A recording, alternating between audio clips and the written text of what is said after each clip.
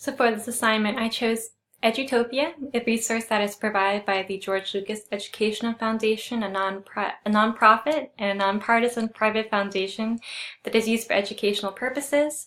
It's a resource where the aim is to encourage learners to develop 21st century skills and become lifelong learners. So I chose to go with this platform because I feel that it really does provide a wealth of knowledge and resources, tips, tricks, strategies, teaching reflections, advice on a wide variety of topics. You can see here that there's college readiness, creativity, dual language learning, English language arts. They have ESL as well. They also, of course, have world language. I chose a blog post written by Alina Spathis on engaging novice world language learners. And I thought that this was a really appropriate blog post because as world language educators, we're really going to be predominantly working with novice language learners. It'll be quite rare, I think, if we get to the intermediate level, intermediate mid, intermediate high. We're lucky, or we're really aiming to get them above novice level, but predominantly we are working with this with students who might have more limited communication skills, but we want to appropriately scaffold them to use content or to be able to speak and produce, listen and read content that's authentic and in the target language and culture, so it's applicable and relevant to them. So she gives 5 tips that some of them I've heard of and some of them I haven't, and I think all of them are quite useful. It depends on what you wish to do in your own classroom. For example, a lot of them I think are interpretive, meaning you're either reading or listening for information, but you can easily turn quite a few of these tips into being interpersonal communication or even presentational if you're ambitious. So for example, the National Tourism website, if you want to do an activity where you're having them research about things to do in the target language country, you can have them do sort of tip of the iceberg culture where they're looking at typical dishes, cultural events, popular places, and you can broaden this into an interpersonal activity where they're having a whole class discussion or maybe pair discussions using scaffolded sentence starters and keywords to discuss the cultural similarities and differences even based on the text. So this also ties in 2 of the other 5 C's, which is cultures and comparisons. I quite like that. I also like the tip on researching newspapers or news websites in the target language country.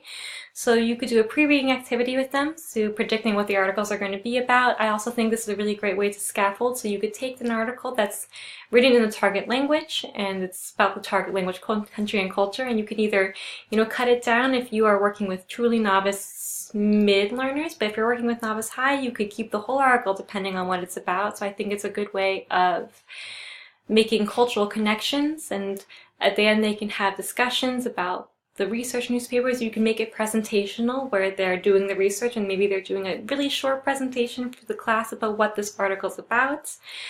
I also like the commercials in the target language that you can find on YouTube. So this is going to be encouraging them to work on their receptive listening comprehension skills, but it's also a fun and short way to include culture into the lesson.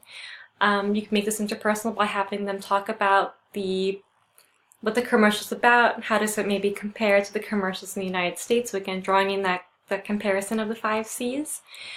This one I also quite like, creating a playlist in the target language with Spotify. I did not have this in my classroom as a student. My teacher didn't use this, but I think this is a great way of including culture, warming up the class, to listening to the target language. It's a great way to transition them if they're coming from maybe a math class in the earlier period. So you could even include this by making them focus on the vocabulary or grammar structures being used in the song. They could make this presentational where they choose a song from Spotify, analyze it, maybe not translate it, but sort of sing it for the class or show what the grammar structure is being used in the class, towards the class. And you can also have them sing it. I think that would be fun. Lastly, another tip that she gave was touring a city in the target language being Google Maps. And I thought that this was really great because you can make this interpersonal very easily using a direction lesson plan or unit plan where they're giving and asking for directions. This would tie in super neatly, and also you could tie in the connections of the 5 C's where they're really expanding their viewpoint. We're part of a global community. I think would be a really great lesson plan on this. So I really like this resource. I think this blog post is very helpful for world language educators working with novice learners, because using authentic material in a way that is scaffolded encourages the students and motivates them. They feel that they're really getting authentic content, and it's applicable and it's relevant and it's real. So I quite like this blog post. I hope you guys also find that some of these tips are helpful if you want to implement them in your classroom. I know I will, definitely with at least the music for sure. And this website in general is a great resource for any educator. So I hope you liked it.